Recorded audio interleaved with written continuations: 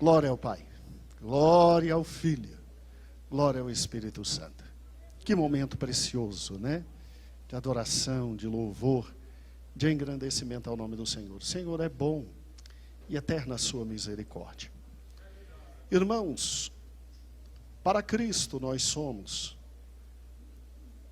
praticamente o que há de mais importante depois da vontade de Deus o Pai. O amor de Cristo por nós foi incomensurável, a ponto de dar seu sangue por nós, a ponto de se humilhar e tornar homem, e chegar ao ponto máximo da humilhação. E no momento em que o Senhor Jesus teve que voltar ao Pai, para cumprir toda a questão da santificação, toda a questão da expiação, para possibilitar a nossa salvação e entrar no Santo dos Santos, com o seu sangue, para nos dar a vida eterna, Ele nos avisou. Ele disse: eu não vou deixar vocês órfãos. Eu vou pedir ao Pai. E o Pai vai enviar outro da mesma estatura, outro como eu, para que a qualidade não baixe, para que não haja um descer de qualidade, mas convém que eu vá, para que este outro, que agora vai conduzir vocês até a minha volta, preparando vocês até a minha volta, ele venha. E aí veio o doce Espírito Santo. Renato, vem aqui à frente. É fantástico como esta revista está nos abençoando. Fantástico, mas fantástico. Já temos pedidos dela em matéria, vem cá, meu presbítero, em matéria online, para igrejas que não são as nossas. Ela já está sendo estudada, né? Alguns pastores conversaram comigo, eu digo, se não, o meu presbítero está proibido de pregar fora, ele só prega na minha igreja, aí fora não, eu não deixo, ele é só meu, né? Mas vão surgir outros convites. Renato, obrigado, só Deus para recompensar. E olha que a gente já está sonhando com a dos frutos do Espírito e com a dos dons espirituais, fora a patrística, que você não me escapa. Irmãos, está sendo uma delícia. E hoje nós temos a alegria de ter o nosso escritor conosco. Então, quem ainda não adquiriu, adquira. É só procurar a evangelista Lidiane. Lidiane, fica em pé.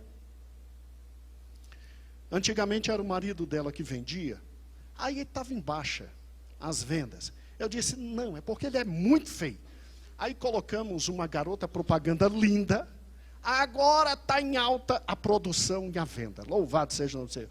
Então, só procurar Elidiane consegue, e está uma benção. Irmãos, eu sei que você não trouxe sua revista hoje. Ele vai levar em ritmo de pregação e de estudo ao mesmo tempo. Mas nós agradecemos a presença do Renato e hoje nós vamos ter uma lição preciosa, né? Os símbolos relacionados ao Espírito Santo. Não perca um detalhe. Ele fala muito rápido. E ele começa e não para. Então, não perca nenhum detalhe. Renato, é uma alegria te receber aqui. Senhor Jesus, eu sei que o teu filho já está em tuas mãos. Mas eu tenho dúvidas quanto ao meu coração e o coração dos meus irmãos.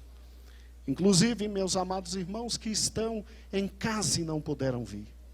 Senhor, traz cativo agora todo pensamento.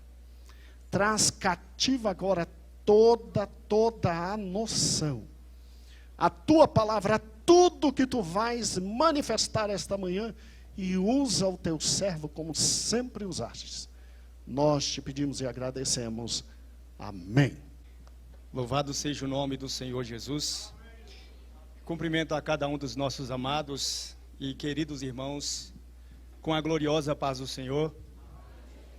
Quero dizer para os irmãos que é um prazer muito grande poder estar aqui nesta manhã, tendo o privilégio de poder estudar a palavra de Deus e de um assunto que é extremamente importante, crucial, para que nós tenhamos a nossa efetiva comunhão com Deus, que é a pessoa do Espírito Santo.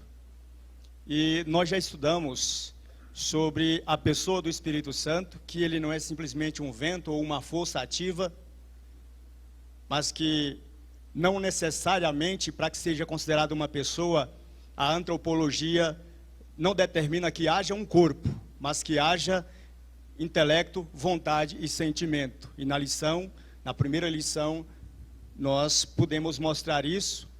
E também na segunda lição, para que o Espírito Santo seja considerado Deus, ele precisa ter atributos divinos, que são próprios e exclusivos da divindade.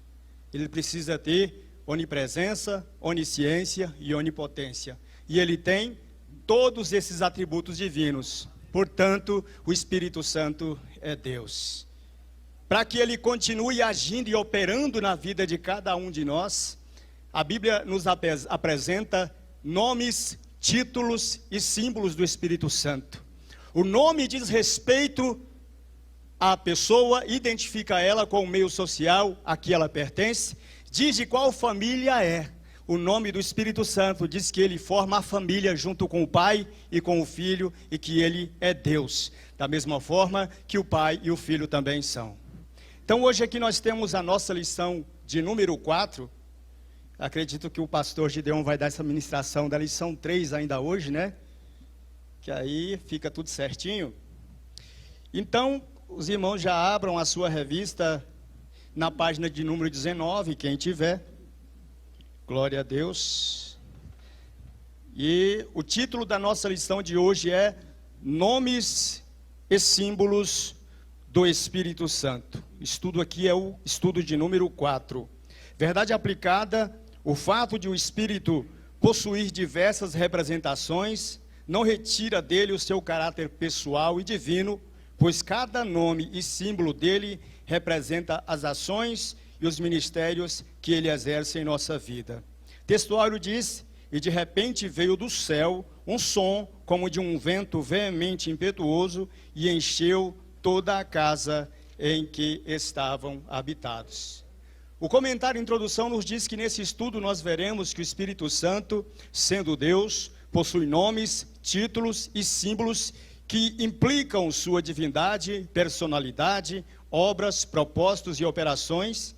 Portanto, conhecê-las é fundamental para que nós não venhamos confundir a sua pessoa com suas funções e o tratar como uma entidade neutra ou força despersonalizada, como fazem os teólogos antitrinitários, os jeovistas e demais segmentos pseudos cristãos contemporâneos à nossa realidade. Então, primeiro, por que o Espírito Santo ele se comunica conosco através dos nomes e através dos símbolos? Porque os nomes dizem a respeito de quem ele é. Os símbolos dizem respeito daquilo que ele pode fazer na nossa vida. E é importante que nós tenhamos a compreensão de que o Espírito Santo, embora seja representado por nomes, títulos e símbolos, e que esses nomes e símbolos às vezes trazem a nós uma noção de algo neutro e despersonalizado, não significa que o Espírito Santo não seja uma pessoa divina e que ele não seja Deus por causa dos símbolos que representam a sua pessoa e as suas atividades na vida de cada um de nós. Se nós formos analisar, a Bíblia também mostra que Deus, ele se revela através de símbolos. Ele disse: eu sou o escudo, eu sou o broquel, eu sou o pavês, eu sou a rocha de Israel, sou o manancial de águas vivas. Não é isso? Jesus, falando da liturgia do tabernáculo, ele disse: eu sou a porta, eu sou o pão da vida, eu sou o caminho, eu sou a luz do mundo. E o Espírito Santo também se identifica com símbolos.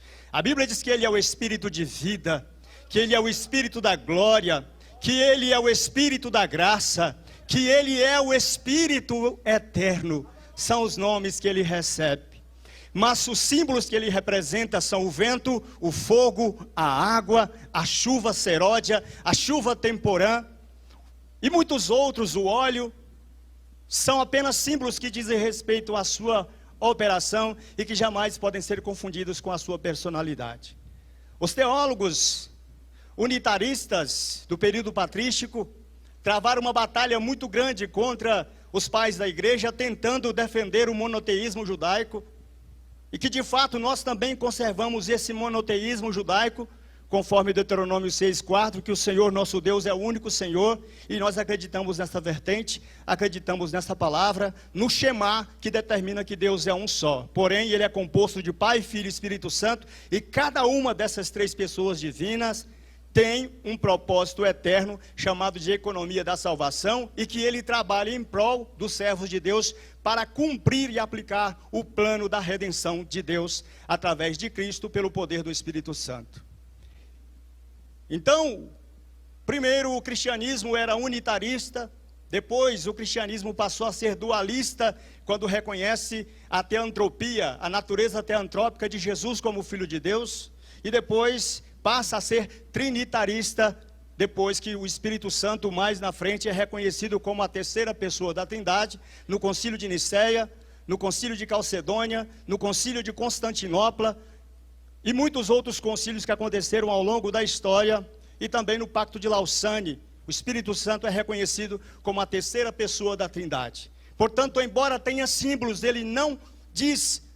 esses símbolos não dizem que ele seja algo neutro e despersonalizado. Simplesmente mostram que ele é todo poderoso como o Pai e o Filho. Simplesmente demonstram que ele tem a mesma autonomia de vontade, a mesma autonomia de ação e o mesmo poder de operação em todas as instâncias que o Pai e o Filho também operam. Por isso ele é chamado de Espírito Santo. E a Bíblia nos diz então, aqui no tópico 1, os nomes do Espírito Santo. Tópico 1.1, Espírito de Deus. Toda a Bíblia registra pelo menos 30 nomes atribuídos ao Espírito Santo, mas usa pelo menos 3 nomes designativos de sua pessoa: Espírito de Cristo, Espírito de Deus e Espírito Santo. Ele é chamado de Espírito de Deus porque possui íntima relação com este e reside em suas profundezas e é inseparável dele. Sendo o Espírito em sua plenitude, o Espírito Santo difere de Cristo no seu ministério terreno, porque pode viver conosco aqui na terra e unido ao Pai e ao Filho ao mesmo tempo no céu. Por que o Espírito Santo é chamado de Espírito de Deus?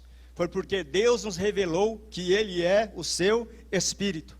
Quase todas as citações do Velho Testamento, nós não encontramos a palavra Espírito sem o acompanhamento do nome de Deus. Sempre quando o Espírito Santo é citado no Velho Testamento, ele é sempre citado como Espírito de Deus ou como Espírito do Senhor. Por isso é que ele é chamado de Espírito de Deus. A Bíblia nos diz que, lá em Gênesis capítulo 1, versículo 1 e 2, que Deus, quando ele se revela como todo-poderoso, como aquele que exerce toda a soberania sobre a sua criação, ele nos apresenta de imediato que o Espírito Santo é aquele que coloca ordem no caos, que organiza a matéria, que transmite a vida de Deus a toda a criação. No princípio criou Deus os céus e a terra.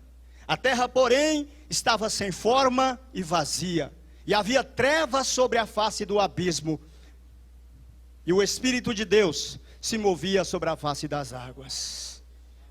Gênesis capítulo 6, versículo 3, o Senhor mais uma vez diz: o meu Espírito não permanecerá para sempre com o homem, porque este é carnal, de modo que a partir de agora os seus anos serão apenas de 120 anos. Então Deus sempre se revela, quando ele se reporta ao Espírito Santo, ele se reporta ao meu Espírito. Quando alguém fala do Espírito Santo, reporta-se a ele como se ele fosse de Deus, o Espírito de Deus. Então ele é inseparável de Deus, porque ele conhece a Deus mais do que todos nós. 1 Coríntios capítulo 2, versículo 8, 9, até o 11, nos diz que as coisas que os olhos não viram, que os ouvidos não ouviram, e que jamais penetrou no coração do homem, são as que Deus tem preparado para aqueles que o amam. Mas Deus nos revelou pelo seu Espírito, porque o Espírito penetra todas as coisas, até mesmo as profundezas de Deus. Ninguém sabe mais do espírito do homem, ninguém sabe mais do homem, a não ser o espírito do homem que nele está. Assim também, ninguém conhece mais a Deus do que o Espírito de Deus, que também nele está. Então é o Espírito Santo que é responsável pela revelação interna do Deus Todo-Poderoso. Augustus Hopkins Strong, que é um grande teólogo, ele nos diz que Cristo é o órgão da revelação externa de Deus. Porque João diz que o Deus unigênito que está no seio do Pai foi quem revelou o Pai, porque ninguém conhecia o Pai. Jesus disse, ninguém conhece o Pai senão o Filho, a não ser aquele a quem o Filho o quiser revelar.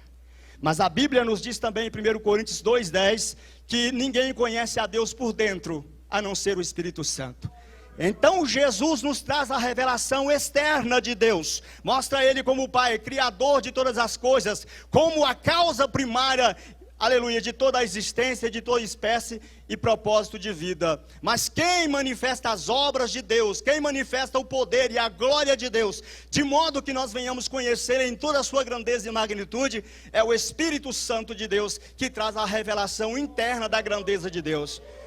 Nós conhecemos e sabemos que Ele é Deus, que Ele é todo poderoso, que Ele conhece todas as coisas, que Ele preenche os céus e a terra, porque o Espírito Santo trouxe o conhecimento das Escrituras, para que nós tivéssemos o conhecimento de que de fato Ele é o Espírito de Deus. Zacarias 4,6 diz, não por força, não por violência, mas pelo meu Espírito, diz o Senhor.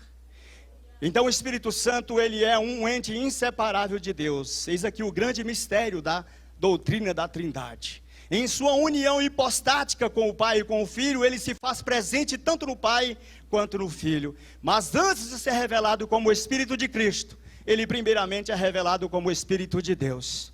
E aqui nós vamos ver então que ele também, no tópico 1.2, que ele é chamado de Espírito de Cristo.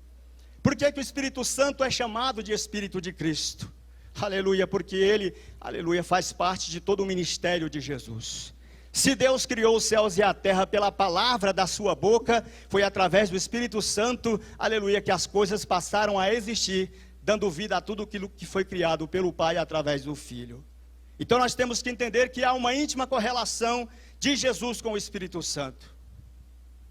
A Bíblia diz em Romanos capítulo 8, versículo 1, que desde agora já não há nenhuma condenação para aqueles que estão em Cristo Jesus, que não andam segundo a carne, mas sob o penhor do Espírito. Porque o Espírito de vida em Cristo Jesus te livrou da lei do pecado e da morte. Porque visto que a lei estava enfraquecida pela carne, Deus enviando o seu Filho em semelhança de carne pecaminosa, por meio do pecado, Ele condenou o pecado na carne, para que a justa exigência da lei se cumprisse em nós, que não andamos segundo a carne, mas segundo o Espírito. Porque a inclinação da carne é para a morte, mas a inclinação do Espírito é para vida e paz. Mas vós não estáis na carne, mas no Espírito, se é que o Espírito de Deus está em vós. Romanos 8, 9. E ao mesmo tempo ele diz, mas se alguém não tem o Espírito de Cristo, esse tal não é dele. Interessante é que nesse versículo, o apóstolo Paulo teve a revelação que o mesmo Espírito de Deus é o mesmo Espírito de Cristo. Que ele é o único que, como um elo de uma corrente, ele une o Pai e o Filho, formando nessa divindade um único e verdadeiro Deus. E por que que o Espírito Santo é chamado de Espírito de Cristo? Porque tudo aquilo que Cristo fez foi por intermédio do Espírito Santo. Lá em Isaías capítulo 11, versículo 1, o Senhor nos diz que do tronco de Jessé brotarei raízes, e dessas raízes eu farei um renovo justo, e colocarei sobre ele o Espírito do Senhor, o Espírito de entendimento e de sabedoria, o Espírito de conselho e de fortaleza, o Espírito, aleluia, de entendimento e de temor do Senhor. Isaías capítulo 42, versículo de número 1 diz: eis aqui o meu servo, a quem eu sustenho, eis aqui o meu escolhido, em quem a minha alma se compraz. Pus sobre ele o meu espírito, e ele promulgará o seu direito aos gentios. Isaías 61. O Espírito do Senhor Deus está sobre mim, porque me ungiu para evangelizar os pobres, para proclamar liberdade aos cativos, abertura de prisão aos presos, e a consolar todos os tristes de Sião, e a anunciar o ano aceitável do Senhor. Desde os tempos do Velho Testamento, os profetas de Deus, movidos pelo Espírito Santo, já indicavam que aquele que iria ser o Filho de Deus manifesto em carne, ele é que tinha a primazia, ele é que tinha a preeminência, era o único que teria a plenitude do Espírito Santo para operar os milagres e a glória de Deus na vida de todo o povo de Deus. É por isso que ele é chamado de Espírito de Cristo, da mesma forma que ele é chamado de Espírito de Deus, porque ele realiza todas as obras que Deus faz através de Cristo, se faz pelo poder do Espírito Santo. O Espírito Santo, ele nos ensina como nós devemos proceder diante de Deus, em nossa adoração e no reconhecimento do sacrifício de Jesus. É o Espírito Santo que abre o nosso entendimento para a compreensão das Escrituras. As Escrituras são a palavra de Deus. As Escrituras falam de Jesus como a palavra, como o verbo encarnado. E para que eu e você tenhamos compreensão de quem é Jesus, é o Espírito Santo que nos revela quem é Jesus. Ele disse: não vos deixarei órfãos, eu rogarei ao Pai e Ele vos dará um outro Consolador. E quando este Espírito vier, o Espírito da verdade, Ele me glorificará, porque há de receber do que é meu e vou-lo-á de anunciar. Eu rogarei ao Pai e Ele vos dará um outro Consolador, para que esteja convosco para sempre. É o Espírito Santo que é o Espírito de Deus e também é o Espírito de Cristo. E nós devemos tributar a Ele toda a honra, toda a glória, todo o louvor, da mesma forma que nós tributamos ao Pai e ao Filho, porque Ele é indissociável, tanto do Pai quanto do Filho.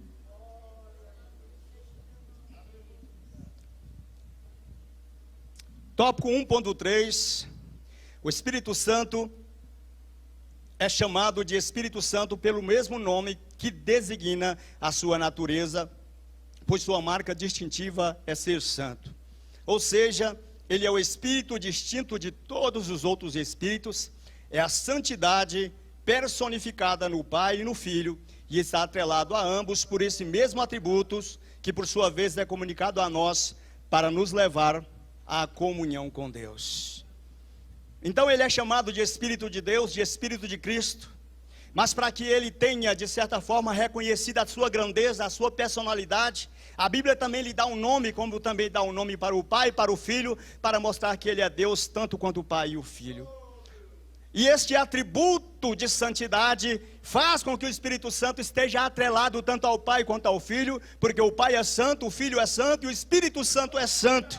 E ele é chamado de santo para distingui-lo de todos os outros espíritos, porque existem espíritos angelicais, existem espíritos do homem, existem espíritos demoníacos, e o Espírito Santo tem que ser distinto de todos eles, porque é a verdadeira causa da santidade do Pai e no Filho, e também a mesma causa de santidade em nossa união hipostática com o Pai e com o Filho. É o Espírito Santo quem nos santifica, é o Espírito Santo quem purifica os nossos corações, para que nós tenhamos sempre contato com a palavra de Deus. É o Espírito Santo quem nos revela a verdadeira santidade de Deus.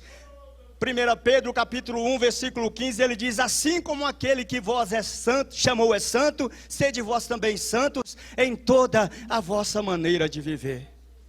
E o interessante é que Deus nos santifica através de Jesus Cristo, através do sangue precioso de Jesus, através da palavra de Deus e através do Espírito Santo.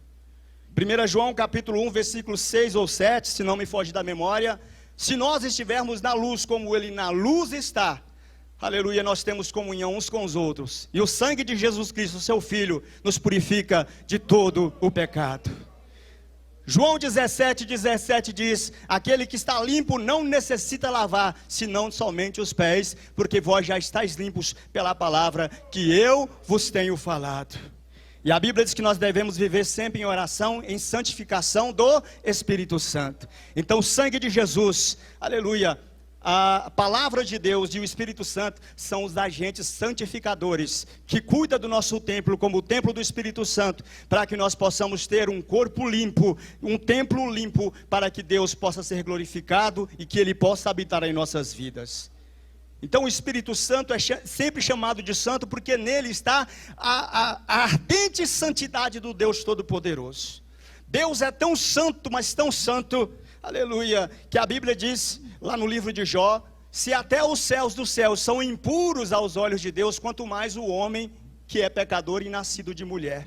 Imagina a grandeza da santidade de Deus. Seria impossível de um Deus tão santo se aproximar de um homem tão pecador, se não fosse através do sangue de Jesus derramado na cruz do Calvário. E esta mensagem, aleluia, esse querigma de Deus, através de Jesus, nos é comunicado pelo poder do Espírito Santo. Então é necessário que nós tenhamos essa compreensão de que Deus, Ele opera a nossa salvação, Cristo a nossa redenção, e que o Espírito Santo também, pela doutrina da apropriação, está em Cristo e em Deus, executando em nós o que Deus e Cristo faz na vida de cada um de nós. Vamos avançando aqui. Outros nomes atribuídos a Ele: Espírito de vida. O Espírito Santo é também chamado de Espírito de vida, porque é o doador da vida. O hálito de Deus reside em nós e nos dá fôlego para existir graças a Ele. Ele o disse a Jó: o Espírito de Deus me fez e o sopro do Todo-Poderoso me deu vida. Jó 33, versículo 4. Eu vou lendo aqui em partes, depois os irmãos acompanham melhor. Dei uma lida melhor na revista, porque a gente perde muito tempo lendo e pouco tempo comentando. Por que o Espírito Santo é chamado de Espírito de vida? Porque desde o princípio a Bíblia diz que quando Deus coloca ordem na natureza que estava sem forma e vazia, Ele lança a sua palavra dizendo: haja luz, e depois que houve luz, aleluia, o Espírito Santo agindo, transmitindo a vida a tudo aquilo que Cristo foi criando pelo poder de Deus. O Espírito Santo veio agindo e transmitindo vida a toda a criação, porque o verbo bará, que significa e criou Deus, se aplica tanto ao Filho, que é a palavra, tanto ao Pai, que é o próprio princípio causador de todas as coisas, mas também se aplica ao Espírito Santo, de modo em que Ele também se apropria desta mesma obra. Então tudo aquilo que foi criado, os céus, a terra, o mar, as aves que voam no céu, os répteis que rastejam na terra, os peixes e toda forma de vida que estão debaixo das águas, receberam vidas por causa do sopro do Espírito Santo. Lá em Salmo capítulo 33, versículo 6, diz: envias a tua palavra e pelo Espírito da tua boca são criados os seus exércitos. O Espírito Santo transmitiu a vida de Deus para tudo aquilo que estava morto, para tudo aquilo que estava um caos, uma desordem total, e Ele pairava sobre as águas como uma grande ave, batendo as suas asas, aleluia, transmitindo um vento impetuoso sobre a criação, colocando ordem em tudo e gerando vida em tudo aquilo que Jesus criava através da palavra. Então é necessário que nós tenhamos o conhecimento de que Ele é o Espírito de vida. Jó 32, versículo 8 diz: há um espírito no homem, e o sopro do Todo-Poderoso é o que lhe dá entendimento. Entendimento de quê? De que Deus existe, de que Ele é todo-poderoso. É o Espírito Santo quem nos revela quem é Deus, é o Espírito Santo quem nos revela quem é Jesus, é o Espírito Santo quem nos transmite o poder e a graça dessa trindade maravilhosa. Então, quando nós entendemos que o Espírito de Deus é o que transmite vida, nós entendemos, como Eliú disse para Jó, que o Espírito de Deus também nos fez. Da mesma forma que Deus nos fez, porque lá em Gênesis capítulo 2, versículo 7, diz que formou o Senhor Deus o homem do pó da terra. O homem tinha uma forma, uma semelhança que Deus havia colocado sobre ele, mas ele era apenas um boneco feito de barro, inerte, sem nenhum tipo de reação. O que trouxe reação, o que trouxe ânimo para aquele boneco que estava ali, foi justamente quando Deus soprou nas narinas daquele homem o fôlego de vida, e a partir desse momento o homem se tornou alma vivente. Então o princípio ativo da vida do homem começa na terra quando Deus sopra do seu fôlego, quando Deus sopra do Espírito Criador, do Espírito de vida, para transmitir vida ao homem. É a partir desse momento que o homem ganha vida. E lá em João capítulo 20, versículo 22, Jesus, usando o mesmo termo lá de Gênesis, ele sopra o Espírito sobre os discípulos e disse: recebei o Espírito Santo. A vida espiritual, o poder, a graça, aleluia, todo o ministério de vocês começam a partir de agora, em que eu estou soprando o Espírito de Deus sobre vocês. E é importante que nós tenhamos esta compreensão, para que nós saibamos como nós devemos nos conduzir diante da presença de Deus, como nós devemos nos portar diante de Deus, conhecendo a Deus em sua tripessoalidade eterna, conhecendo a Deus em toda a sua glória, em todo o seu poder e em todos os seus atributos, conhecendo esse Espírito todo-poderoso, que é transcendente, que ao mesmo tempo é imanente, porque ele transmite vida a nós, mas também nos transmite a alegria de Deus para dentro dos nossos corações. Isaías 57, versículo 15, o Senhor diz: eu habito no alto e santo. Assim diz o alto e sublime, o Todo-Poderoso, que habita na eternidade, cujo nome é santo. Eu habito num alto e santo lugar, mas eu habito também no coração dos contritos, para vivificar o coração dos abatidos e para dar vida ao coração dos contritos.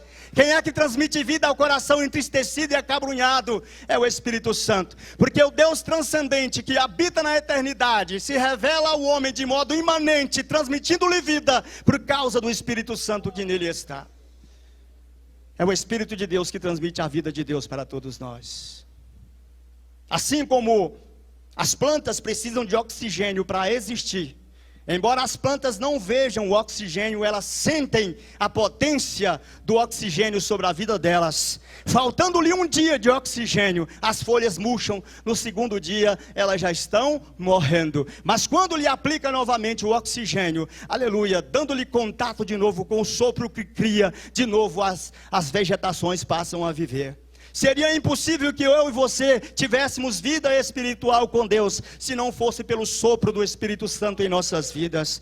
É por isso que lá em Atos capítulo 2, versículo 1, a Bíblia diz que um vento veemente e impetuoso veio sobre eles, soprou naquele lugar, aleluia, e eles perceberam que naquele momento algo de extraordinário estava acontecendo. É porque o mesmo sopro, aleluia, que foi transmitido lá em Gênesis 1:2, para colocar ordem na criação, estava também agora sendo soprado, para colocar ordem na vida emocional dos discípulos, e para mostrar que eles deveriam ter confiança para se levantar e glorificar o nome de Jesus, e anunciá-lo para o povo judeu, e depois para todos os confins da terra.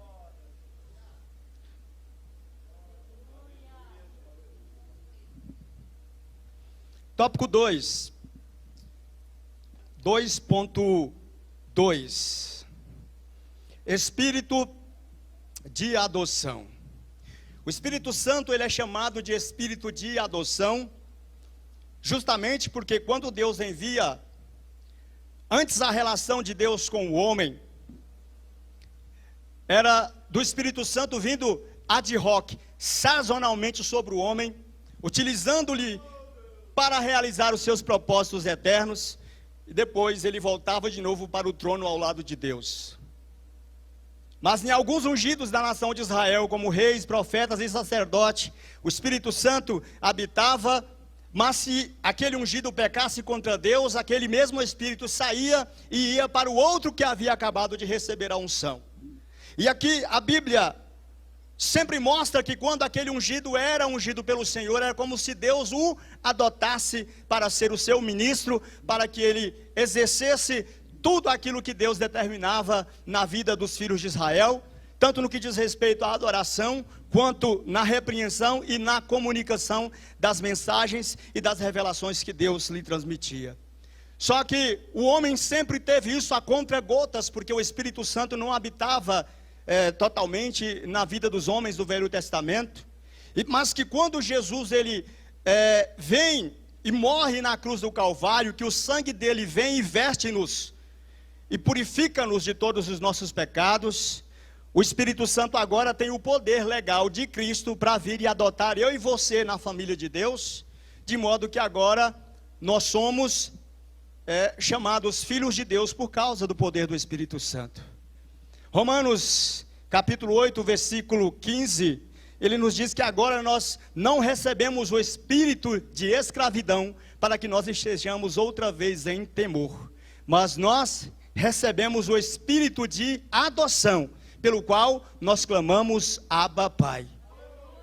Dentro da legalidade, adotar é você pegar uma pessoa que você passou a conhecer naquele momento, se afeiçoou por ela, mas que não pode se aproximar dela, porque há um impedimento legal. No caso nosso hoje seria o Estatuto da Criança e do Adolescente. Mas se eu manifestar o interesse por aquela criança, eu vou pleitear em juízo, vou conseguir um defensor, e aquele defensor vai organizar toda a papelada, de modo que eu consiga juridicamente ter a adoção daquela pessoa dentro do meu lar, daquela criança, e a partir do momento que aquela criança é adotada por mim, ela não pode mais ser considerada como um filho qualquer, não pode ser considerado como alguém estranho, ela tem que ser recebida na minha casa como um filho verdadeiro, gozar do direito de herança, gozar de todos os bens que eu e minha esposa temos, porque a partir de agora ele passa a ser meu filho, meu herdeiro e co-herdeiro com todos os meus filhos.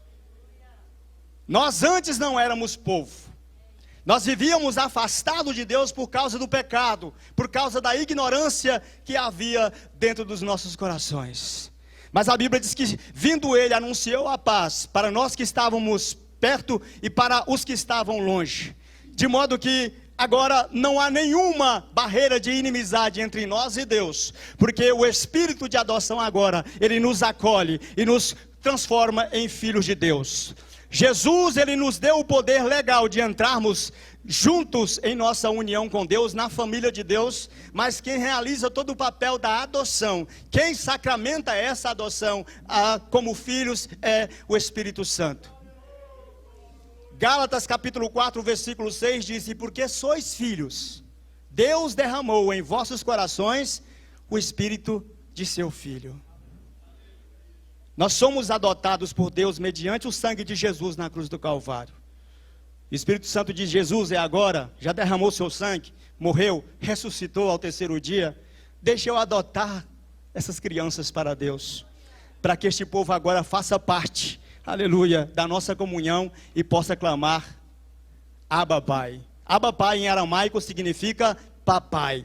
Só tem a capacidade de chamar alguém de papai se tiver um íntimo amor, se tiver profunda comunhão, se tiver profunda reverência e profundo desejo.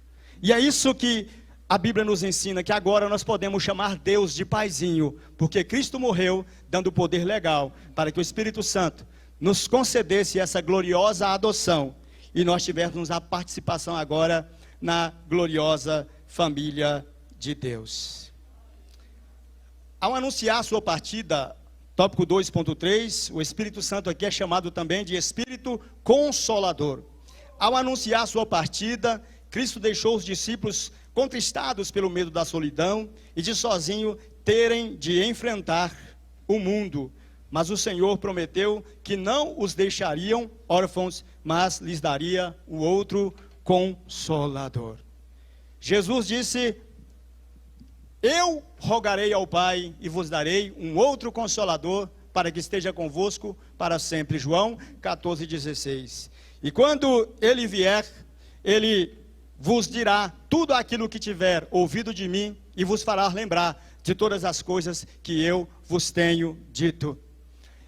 Jesus estava dizendo que os discípulos não precisavam ficar preocupados por causa da tristeza de terem que enfrentar um mundo totalmente corrompido pelo pecado, e as autoridades hostis de Israel, porque ele disse: é necessário que eu vá, porque se eu não for, o Consolador não virá até vocês. O interessante é que Jesus diz que ele é outro Consolador, mostrando que Jesus também se comporta como o Consolador do povo ali, dos discípulos. E os discípulos tinham plena paz, plena confiança, plena alegria quando estavam juntos com Jesus, mas que agora era hora de Jesus partir, para que ele pudesse enviar aos discípulos a promessa do Pai.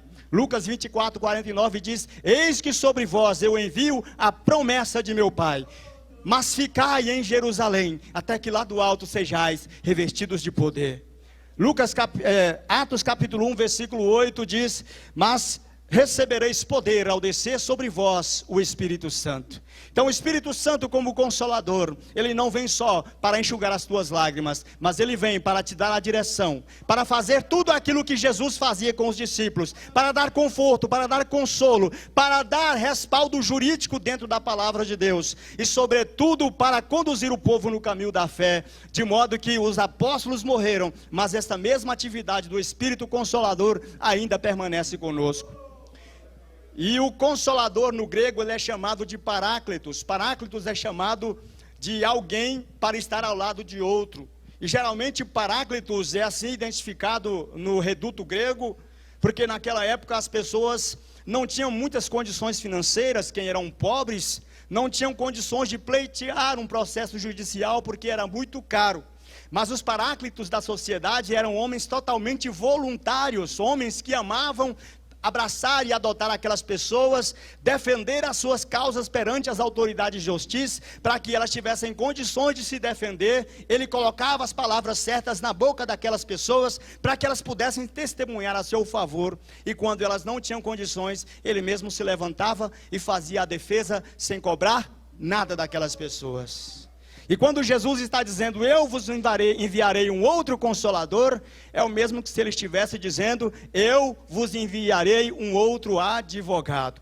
Porque Paráclito no grego é advogado, mas em latim também é advocatus. E o Espírito Santo, ele continua sendo aquele que nos defende perante as autoridades hostis, e que também pleiteia a nossa causa diante de Deus. De modo que se Cristo é o nosso advogado lá no céu, pleiteando as nossas causas diante do Pai, em ação conjunta aqui na terra, dois brilhantes advogados, Jesus e o Espírito Santo, continuam, aleluia, pleiteando a sua causa diante de Deus, te defendendo das acusações de Satanás, te defendendo dos ataques e do ódio do mundo, te defendendo de tudo aquilo que vem para prejudicar a sua fé e a sua saúde espiritual.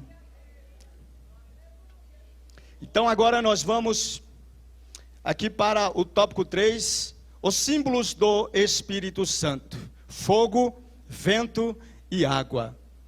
Estevão Ângelo de Souza ressalta que os símbolos do Espírito Santo representam a sua ação através dos vários ministérios que ele exerce em favor do povo de Deus.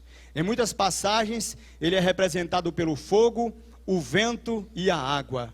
O fogo simboliza a ardente santidade de Deus contra o pecado, mas também aquece, ilumina e purifica. O vento representa a vida, o poder incontrolável, a regeneração e o mover invisível de Deus em nós. Já a água é o maior solvente natural que existe. Ele sacia a sede, fertiliza a terra, dá vida às sementes e purifica qualquer substância impura. Esses três elementos são os dos símbolos que representam o poder e a atividade do Espírito Santo, tanto na criação, quanto na criatura, quanto em nós que somos servos de Deus. O fogo, ele está sempre atrelado tanto ao juízo, quanto à purificação.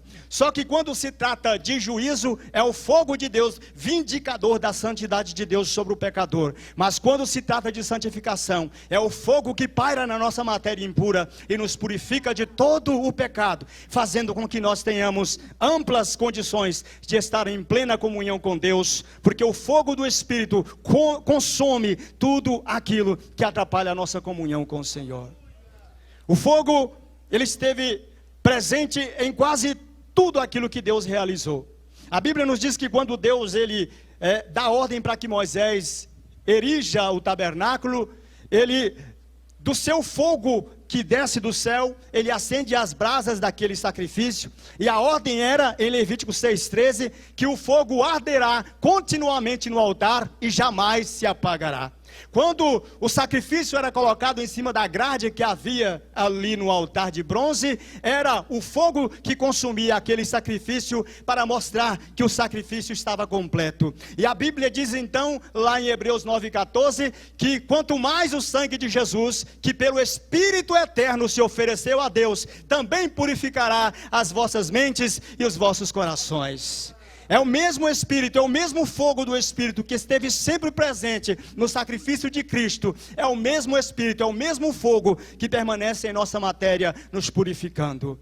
O fogo, ele também esteve presente no sacrifício de Elias no Monte Carmelo, quando Elias dizia para toda a nação de Israel que somente Deus deveria ser adorado e não os profetas de Baal, e ele faz um grande desafio, repara o altar de Deus que estava em ruína, coloca ali, aleluia, um novilho por cima, retalhado por cima das lenhas, e derrama água num circo que ele havia feito em volta daquele altar, e ele diz que o Deus que responder com fogo será considerado o verdadeiro Deus. Os profetas de Baal clamaram de manhã até meio-dia e nada aconteceu. E Elias, apenas com uma única oração, mostra a este povo que tu és o Deus de Israel. A Bíblia diz que Deus com o seu fogo desceu, consumiu o sacrifício, consumiu a lenha e lambeu a água que estava em volta do rego, para mostrar que ele é Deus Todo-Poderoso. O fogo de Deus também estava presente, aleluia, na congregação de Israel, de uma forma maravilhosa.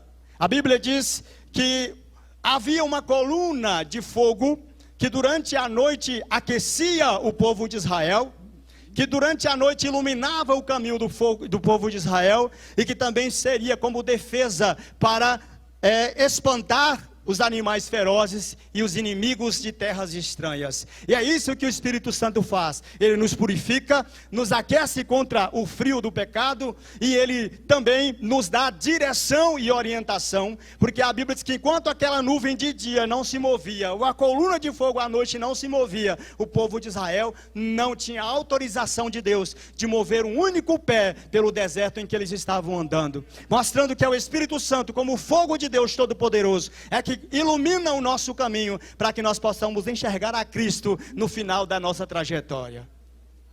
E também o Espírito é visto como o vento. O vento é o poder incontrolável e invisível de Deus. Ninguém consegue reter a força do vento. Eclesiastes diz: assim como tu não sabes o caminho do vento, e nem como se formam os ossos no ventre da que está grávida, assim também não sabes as obras de Deus, que faz todas as coisas.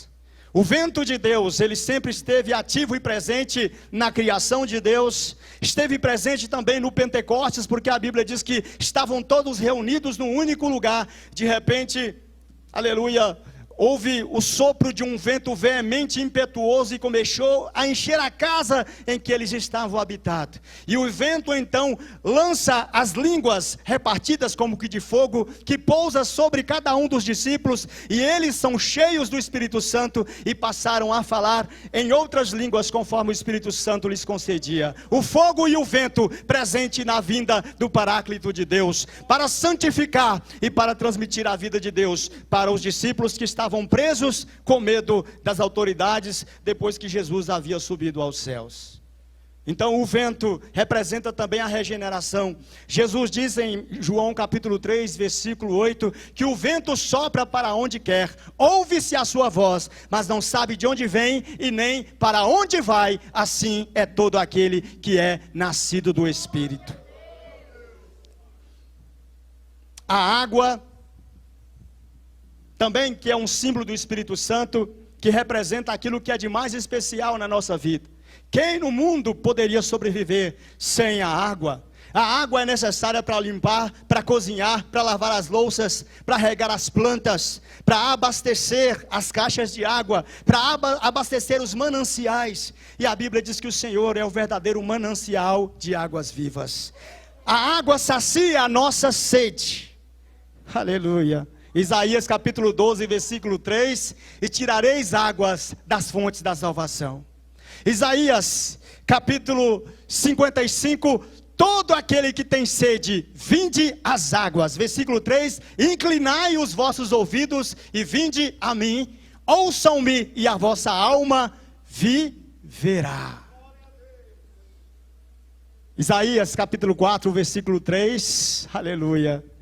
Derramarei água sobre o sedento e rios sobre a terra seca. Derramarei o meu espírito sobre a tua posteridade e a minha bênção sobre a sua descendência.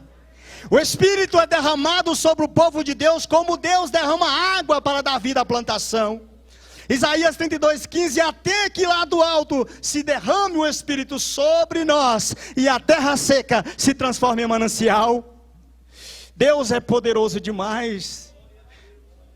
Joel capítulo 2, versículo 28, e derramarei do meu espírito sobre toda a carne. Vossos filhos e vossas filhas profetizarão, vossos velhos sonharão sonho, vossos jovens terão visões, e até sobre os servos e as minhas servas derramarei do meu espírito naquele dia.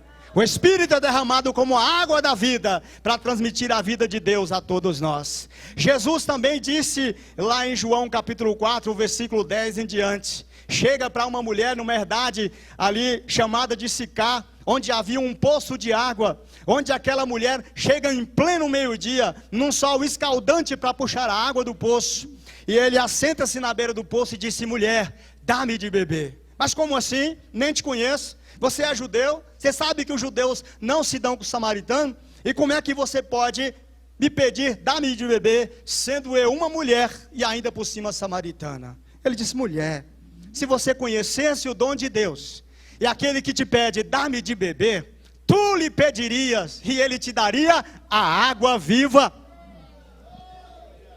Mas Senhor, o poço é fundo e o Senhor não tem nenhum balde aí para tirar água. Como pode o Senhor me dizer que vai me dar água viva? É o Senhor porventura maior do que o nosso pai Jacó, que ele mesmo bebeu desse poço e também deu dele para os seus animais? Ele disse: mulher, todo aquele que beber desta água voltará a ter sede, mas aquele que beber da água que eu lhe der, jamais terá sede, porque a água que eu lhe der, se fará nele uma fonte que jorra para a vida eterna. E quem é esta água? É o Espírito Santo de Deus. João 7,39, no último dia da festa dos tabernáculos, Jesus se coloca de pé diante do templo e diz: todo aquele que tem sede, venha a mim e beba. Porque como diz a Escritura, quem crê em mim, do seu interior fluirão rios de água viva. De qual Escritura que Jesus estaria falando? Ezequiel capítulo 47. Ezequiel diz que teve a visão do trono de Deus, e que dentro do trono de Deus havia um altar, e que dentro desse altar de Deus começaram a borbulhar e brotar águas de dentro do altar de Deus, e essa água saía debaixo do altar, e ela começava a percorrer toda a terra árida e seca no deserto de Israel, e ele começou a entrar naquela água, a água começou a dar nos artelhos, começou a subir pelos joelhos, subiu nos lombos, e ele diz: agora eu tenho que nadar, porque a água aqui é profunda e transbordante. E a Bíblia diz então que aquele era o rio da água da vida, que saiu debaixo do altar de Deus, que estava no templo, e por onde ele passava na terra de Israel, ele vinha trazendo vida a toda a matéria que estava morta. Peixes começaram a nascer, plantas começaram a brotar, as pessoas começaram a desfrutar daquele rio, onde naquele momento só havia um deserto. É por isso que Jesus se identifica como o templo de Deus, e a água que flui debaixo do altar do templo de Deus está fluindo de dentro de Jesus, e esta água é o Espírito de Deus. Paulo disse lá no deserto, todos bebiam de uma mesma rocha, de uma mesma pedra espiritual que os seguia, e aquela rocha era Cristo. E quem é que dá o Espírito Santo para saciar a nossa sede de Deus? É Jesus. Aleluia. Quem aqui está com sede? Ninguém mais, né? Porque nós estamos saciados. Há um rio de água viva que corre do nosso interior, e esta fonte é inesgotável. Não é água de barragem, não é água de poço, não é água de enxurrada, mas é água pura e cristalina, e esta fonte está em você, e ela jorra por toda a eternidade. Ela jorra dentro de você, aleluia, até a vida eterna. Então a água é um dos símbolos mais especiais do Espírito Santo. Eu acho que eu já falei até demais, né, pastor?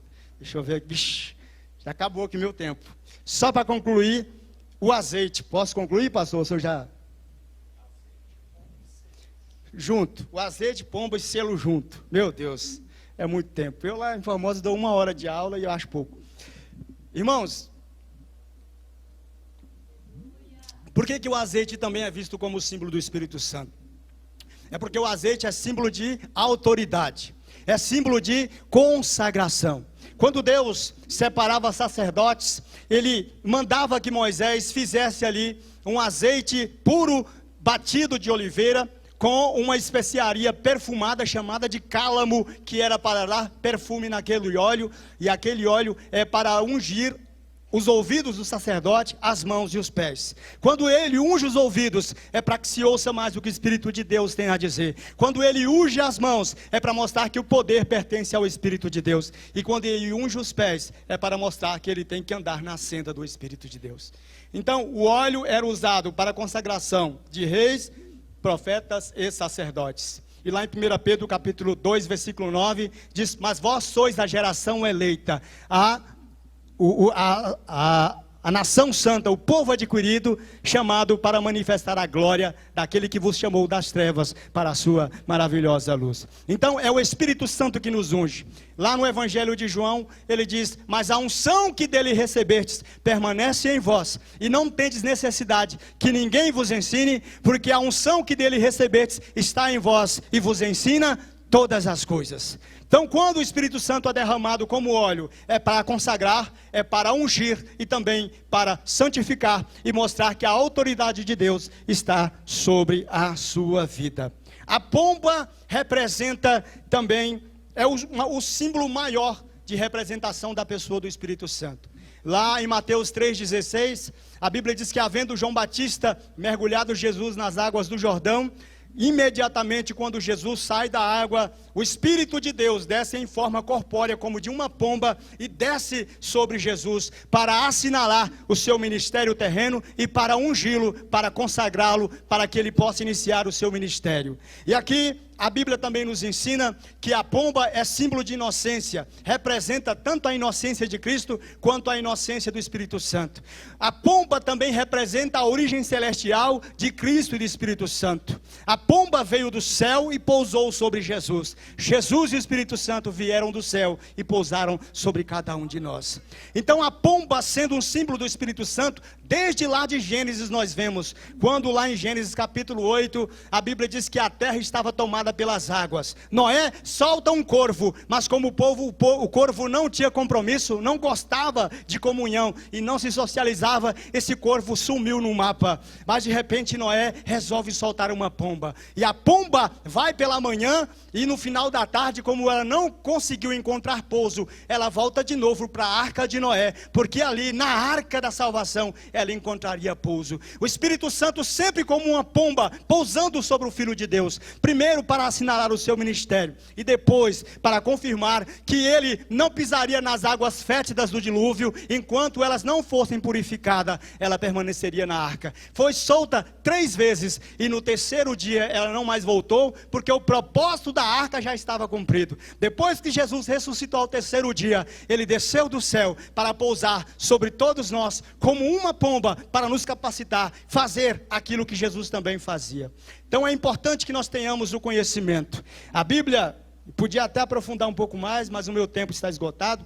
A Bíblia também fala do selo. O selo é uma indicação de propriedade. Quando eu levo uma carta para o correio, se ela não for selada, ela não pode chegar ao remetente. Ela só pode chegar ao remetente depois que ela for selada e endereçada diretamente à pessoa que precisa receber aquela carta. O selo também é uma garantia de que uma mercadoria pertence ao dono. Então, quando uma pessoa vai enviar uma mercadoria, é estampado um selo dentro daquela mercadoria para que aquela pessoa possa receber com confiança aquilo que ela havia comprado ou adquirido. O Espírito Santo, a Bíblia diz que, tendo nele crido, fortes selados com o Espírito Santo da promessa, para garantir que nós somos de Deus, para dizer que nós pertencemos a Deus, e que esse mesmo Espírito se torna o penhor da nossa herança, a garantia de que nós seremos salvos por Deus,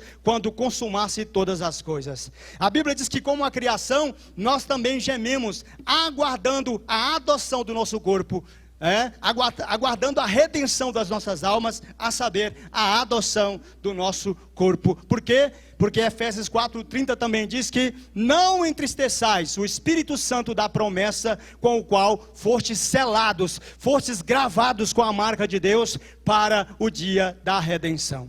Jesus, ele nos redimiu na cruz do Calvário, mas quem nos marca com o sangue de Jesus, aleluia, é o Espírito Santo, para que eu e você tenhamos condições de termos este selo, essa garantia de que nós seremos salvos. Amém?